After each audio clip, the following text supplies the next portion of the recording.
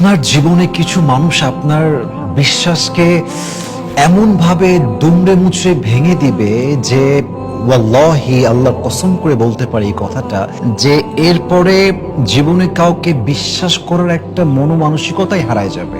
মনে হবে যে যতদিন বেঁচে আছি, जब तक मैं जिंदा हूं किसी को मैं यकीन नहीं कर सकता अपनी जिंदगी में।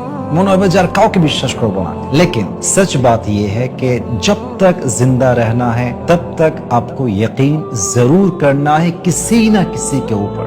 যতদিন বেঁচে আছেন সত্য হচ্ছে মানুষ আসলে বিশ্বাস ছাড়া, ভরসা ছাড়া, আশা ছাড়া বাঁচতে পারে না। বাঁচতে হলে আশা নিয়ে বাঁচতে হয়, বিশ্বাস নিয়ে বাঁচতে হয়। But there is one thing different.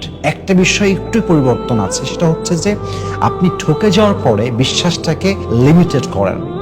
সবাইকে বিশ্বাস করবেন না, এবং যাকে বিশ্বাস করবেন একটা লিমিটে বিশ্বাস করেন। এমন ভাবে বিশ্বাস করবেন না যে যখন বিশ্বাসটা ভেঙে যাবে, আঘাত পাবেন, একেবারে রাস্তায় নেমে যাবেন। এই লেভেলে কাউকে বিশ্বাস করবেন না।